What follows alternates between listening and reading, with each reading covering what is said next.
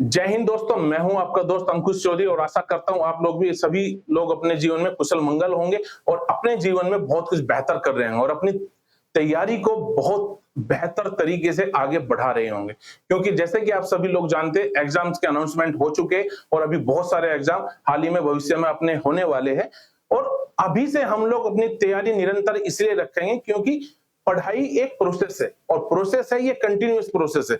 इसको हम अभी से तैयारी है, कभी भी जो आपकी तैयारी है वो कभी भी 2 दिन में, 1 महीने में, 4 दिन में या 4 महीने में नहीं होती है।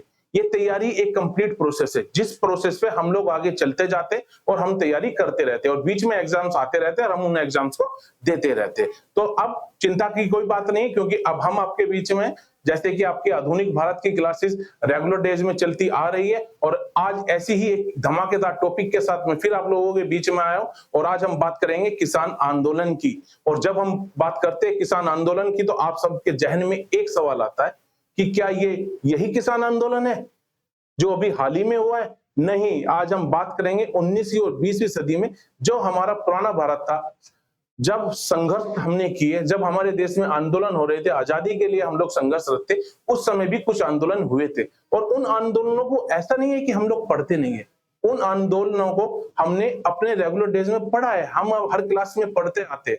पर हम लोग कभी भी उन लोगों को, उन आंदोलनों के बारे में ये नहीं सोचते कि ये आंदोलन 19वीं शताब्दी में कौन सा आंदोलन हुआ है, 20वीं शताब्दी में कौन सा आंदोलन हुआ है और उन आंदोलनों के होने की वजह क्या थी। तो आज हम इस जो भी आपका डाउट है इन आंदोलनों को लेके, उस सब डाउट को हम लोग आज क्लियर करेंगे और आज हम इस पे एक इंट्रोडक्शन क्लास लेंगे जिसमें मैं आपको बताऊंगा 19वीं सदी में कौन सा किसान आंदोलन हुआ है और 20वीं सदी में कौन सा किसान आंदोलन हुआ है। तो दोस्तों, टॉपिक स्टार्ट करने से पहले मैं आप सभी से चाहता हूं, जो लोग हमारे चैनल पर नए हैं, प्लीज कृपया करके चैनल को सब्सक्राइब करें और शेयर कीजिए। ठीक है दोस्तों, तो अभी हम अपनी क्लास स्टार्ट करते हैं 19वीं 20वीं सदी के किसान आंदोलनों के बारे में। देखिए, जब भी देश में किसान आंदोलन हुए और किसान आंदोलन जब भी होते हैं, किसान आंदोलन होने की सिर्फ और सिर्फ 2 से 3 वजह होती है। एक वजह ये होती है कि वो अपने उपज के लिए लड़ते और दूसरी वजह है वो अपने हक के लिए लड़ते।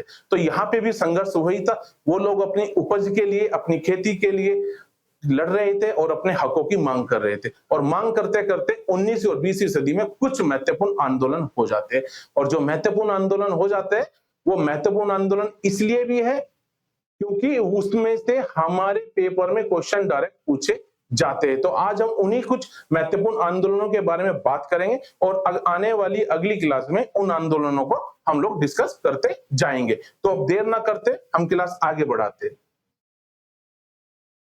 देखिए दोस्तों, जब भी किसान आंदोलन हुआ है तो किसान आंदोलन अपनी मांग के लिए हुआ है और मांग के लिए हुआ है तो ये एक बड़े लेवल पे भी चीजें होती चली गई है। जैसे कि यहाँ पे भी है कि किसान अपनी मांगों के लिए प्रत्यक्ष तौर पर लड़ते हुए मुख्य शक्ति के रूप में उभर कर सामने आए। ठीक है, अब बात आती है 19वीं शताब्दी के आंदोलनों की और 20वीं शताब्दी के आंदोलनों की। जब हम 19वीं शताब्दी के आंदोलनों की बात करते हैं तो 1857 में हमारे देश में रिवोल्ट होता है, मेरठ का रिवोल्ट होता है और 1858 से 1914 के बीच जो आंदोलन होते, जो महत्वपूर्ण आंदोलन होते, उनको बोला गया 19वीं शताब्दी के आंदोलन। क्योंकि 1914 के बाद देश में आ गए महात्मा गांधी और 1915 से जो आंदोलन हो रहे हैं वो क्या बोले जाते हैं? वो बोले जाते हैं गांधी के बाद के आंदोलन। और जो 19वीं शताब्दी में आंदोलन हो रहे हैं वो गांधी के पहले का चरण है। तो हम लोग गांधी के बाद का चरण पढ़ेंगे और हम गांधी से पहले का चरण पढ़ेंगे। 19वीं शताब्दी के जो आंदोलन है वो गांधी से पहले के चरण के आंदोलन है और जो 20वीं शताब्दी के आंदोलन है, जब गांधी 1915 में भारत आ जाते हैं उसके बाद के आंदोलन है। तो इतना आप मेरी बात को समझ ही गए होंगे। ठीक है, तो 1858 और 1914 के बीच जो आंदोलन होते हैं वो क्या थे? वो शिकायतों के आंदोलन थे। हम दो क्या उसमें क्या होता था कि वो आंदोलन कुछ विशेष शिकायतों तक ही सीमित थे और बिखरे हुए थे। बिखरे हुए इसलिए थे क्योंकि उन आंदोलनों को संगठित नहीं किया गया था। और गांधी जी के आने के बाद क्या होता है? गांधी जी के आने के बाद आंदोलन संगठित कर दिए जाते हैं और संगठित होने के बाद वो एक मास मूवमेंट में तब्दील किया जाता है। ठीक है, इसको और आगे बढ़ाते हैं। अब जब हम बात करते हैं 1914 के बाद की, तो इस समय क्या होता है? इस समय ये हो रहा है 1914 के बाद 1915 में जब गांधी जी के आगे जो भी आंदोलन होता है, उस आंदोलन को गांधी जी मुख्य धारा में जोड़ देते हैं। और मुख्य धारा में क्या जोड़ देते हैं? किसान आंदोलन को गांधी जी राष्ट्रीय आंदोलन के साथ मर्ज कर देते हैं। मर्ज करने से क्या होता है? वो आंदोलन एक बड़े लेवल पे चलता है और वो छोटा आंदोलन एक मास मूवमेंट बन के सामने आ जाता है और वो एक संगठित तरीके से होता है। ठीक है, क्योंकि अब उनके पास एक लीडर है जो लीडर उनको मार्गदर्शन दे रहा है। क्योंकि हमने लोगों ने जो अब तक जो किसान आंदोलन हो रहे थे, वो किसान आंदोलन संगठित नहीं थे और गांधी जी के आने के बाद वो चीजें संगठित होती दिखती है। ऐसा नहीं 1858 में जो आंदोलन वो संगठित नहीं थे, पर उनका जो रूप था वो थोड़ा छोटा था। ठीक है, अब इसकी आगे बढ़ाते हैं इस बात को। देखिए, आंदोलनों का कारण क्या था? जो 19वीं और 20वीं शताब्दी में जो आंदोलन हुए, वह आंदोलन किसी न किसी कारण से हुए। अब कारण क्या थे? कारण थे हक की मांग। और हक किन बातों में मारा जाता था? हक मारा जाता था, किसानों पे अत्याचार होता था, अत्याचार होता था। उसके बाद किसानों से उच्च लगान लिया जाता था। जो लगान के जो चार्जेस थे, जो परसेंट थी, वो हाई थी। और अवैध करारोपण, अवैध कर उनसे लिया जाता था। मनमानी, बेदखली और अवैतनिक श्रम। मनमानी से मतलब जो हम बोलेंगे, जो अंग्रेज बोलेंगे, वो आपको करना पड़ेगा। ये अंग्रेजों की मनमानी थी। और बेदखली ये थी कि अगर मैं आपके लिए खेती नहीं करूंगा, मैं आपके लिए उपज नहीं उगाऊंगा, तो आप मुझे मेरे खेतों से बाहर निकाल के खड़ा कर देंगे। ठीक है, ये एक मुख्य कारण था। फिर दूसरा एक कारण ये भी था कि उस समय क्या हुआ, जब आंदोलन हो रहे थे, अवैतनिक श्रम होता है। अवैतनिक श्रम क्या होता है कि आपने किसी के लिए काम किया और उसके बदले में आपको मजदूरी नहीं दी गई। तो उस तरह की भी कुछ घटनाएं घट रही थी देश में, जिसकी वजह से इन आंदोलनों को हवा मिली और ये आंदोलन चले। ठीक है, अब नेक्स्ट पॉइंट, सरकार ने भारी भू राजस्व लगा दिया। अब भू राजस्व देखो, किसान की स्थिति कभी भी एक जैसी नहीं होती है, क्योंकि खेती जो है वो मौसम पे आधारित है। और हमारे देश का मौसम ये जरूरी नहीं है कि आज मैंने धान लगाई है तो ये जो मौसम होगा वो मेरे अनुसार होगा, क्योंकि वो तो प्राकृतिक चीज है। मौसम बदल भी सकता है, बाढ़ भी आ सकती है जिसमें मेरी धान बह जाए। अभी पंजाब में हुआ है यही बात है। पंजाब में क्या हुआ, धान लगी, हिमाचल में बारिश हुई और पंजाब के बहुत बड़ा एरिया धान के बह गए। बाद में उन लोगों ने उपज लगाई पर फिर भी भारी नुकसान हुआ। तो इसी वजह से जो भू राजस्व हुआ, आज हम लोगों के पास सब कुछ है, उस समय हम लोगों के पास कुछ होता नहीं था। नहीं होता था तो उस समय क्या था, जब खेती हमारी मौसम आधारित है और आधारित होने के बाद भी हम पे अगर भू राजस्व लगाया जाता है, तो उस भू राजस्व को पे कैसे किया जाएगा? जब उपज होगी ही नहीं तो भू राजस्व दिया कैसे जा सकता था? ये भी एक कारण था। और एक कारण ये था कि भारतीय उद्योगों को बड़े पैमाने पे नुकसान हुआ। क्यों हुआ? क्योंकि औद्योगिकरण आया, ब्रिटिशर्स आए तो उन्होंने भारतीय उद्योगों को कम किया और अपने उद्योगों को बढ़ावा दिया। ठीक है, और जो नीतियां थी, जो ब्रिटिशर्स की नीतियां थी, वो अनुकूल नहीं थी। वो हमारी देश की जनता के लिए, हमारे किसानों के लिए, हमारे मजदूर वर्ग के अनुकूल नहीं थी। जो उनकी नीतियां थी वो हमारे प्रतिकूल थी। ठीक है, यहां तक मुझे नहीं लगता अब आपको कोई समस्या रही होगी। अब हम इस क्लास को थोड़ा और आगे बढ़ाते हैं। अब हम बात करेंगे 19वीं सदी में कौन कौन से आंदोलन हुए।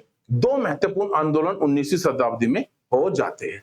और दो आंदोलन कब होते हैं? 1857 में, जब हमारे देश में रिवोल्ट हो जाता है। एक जस्ट उसी के बाद एक आंदोलन होता है, आपको यहां दिखेगा, और वो आंदोलन हो रहा है नील विद्रोह। नील विद्रोह हो रहा है। ये क्या है? ये है इंडिगो रिवोल्ट्स। इंडिगो रिवोल्ट्स क्या है?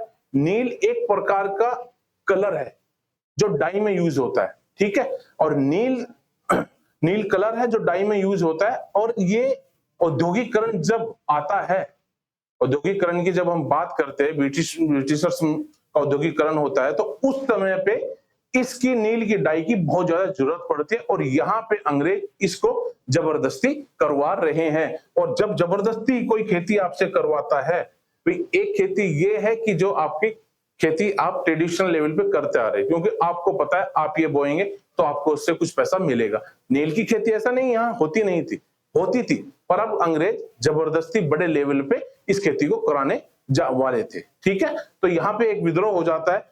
1859 से 1862 में नील विद्रोह, और दूसरा विद्रोह हो जाता है दक्कन विद्रोह, और ये हो जाता है 1875 में।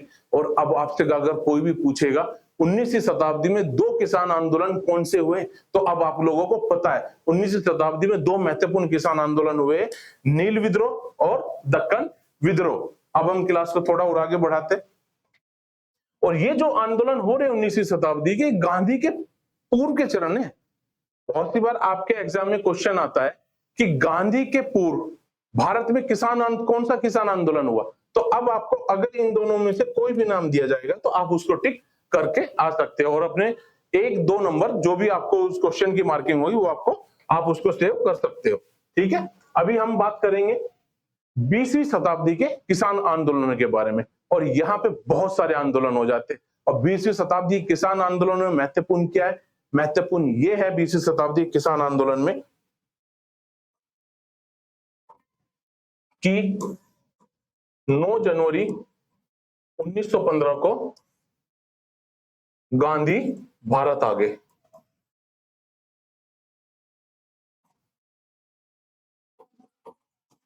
ठीक है, 9 जनवरी 1915 को गांधी भारत आ गए, और भारत आ गए तो गांधी जी ऑलरेडी आंदोलन करके आए थे, और उनको पता था कि लोगों को संगठित कैसे करना है और एक आंदोलन को एक स्वरूप कैसे प्रदान करना है, क्योंकि जब भी एक छोटा आंदोलन बड़े आंदोलन के साथ जोड़ दिया जाता है तो उस आंदोलन की महत्वता भी बढ़ जाती है। और यहाँ पे जो आंदोलन हुए हैं वो वही आंदोलन हुए, क्योंकि अब आप देखोगे कौन कौन से यहाँ पे आंदोलन हुए हैं। यहाँ पे वो चंपारण सत्याग्रह, चंपारण आप लोगों ने पढ़ा और हमने पहले भी क्लासों में भी डिस्कस किया है। पर किसान चंपारण आंदोलन क्या था? वो किसान आंदोलन था। उसके बाद एक हो जाता है खेड़ा सत्याग्रह 1918 में, उसके बाद एक हो जाता है मोपला विद्रोह, मोपला विद्रोह हो गया 1921 में। उसके बाद एका आंदोलन हो रहा है 1921 से 22 तक। उसके बाद बारदोली सत्याग्रह हो रहा है 1928 में, और उसके बाद एक और आंदोलन हो रहा है तेभागा आंदोलन 1946 से 1947। और ये आंदोलन, एक सवाल पूछा जाता है पेपर में, निम्नलिखित में से कौन सा आंदोलन स्वतंत्रता प्राप्ति के बाद भी चलता रहा, स्वतंत्रता प्राप्ति तक चला? वो कौन सा चला था? वो चला तेभागा आंदोलन, क्योंकि ये 1946 में स्टार्ट हुआ और स्वतंत्रता प्राप्ति तक ये आंदोलन चलता रहा। ठीक है, अब देखिए ये सारे आंदोलन यहाँ पे हैं, ये कुछ महत्वपूर्ण आंदोलन है, और ये जो आंदोलन है इन आंदोलनों के बारे में आप लोगों ने पढ़ा है, और हमने भी 1-2 क्लासेस में अपनी ये सब चीजें डिस्कस की। पर अब आपको पता है कि ये सब के सब आपके किसान आंदोलन है।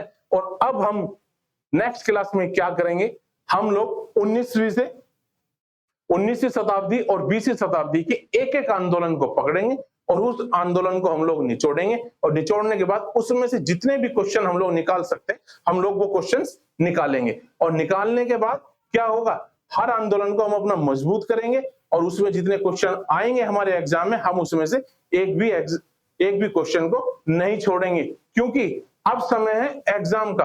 और अब आप लोग सभी लोग अपनी पढ़ाई पे ध्यान दीजिए, और बाबू सोना को कह दीजिए कि फोन करना कर दे बंद, क्योंकि सरकारी नौकरी अब आपकी पहली पसंद। तो अपनी पढ़ाई पे ध्यान दीजिए, खूब अच्छा पढ़िए, मेहनत से पढ़िए, और बाकी हम लोग आपके साथ है। और हमारी जो आपको पता ही है, क्योंकि हम लोग क्या चाहते हैं, हम लोग चाहते हैं हर घर में होगी वर्दी, हम लोग हर घर में एक वर्दी देखना चाहते हैं। ठीक है दोस्तों, आज की क्लास इसी के साथ समाप्त करते हैं, और अगली क्लास में हम लोग 19वीं शताब्दी के एक आंदोलन को कंप्लीट करेंगे, और वो कौन सा आंदोलन है? वो आंदोलन है नील विद्रोह। ठीक है दोस्तों, इसी के साथ क्लास समाप्त करते हैं। जय हिंद दोस्तों।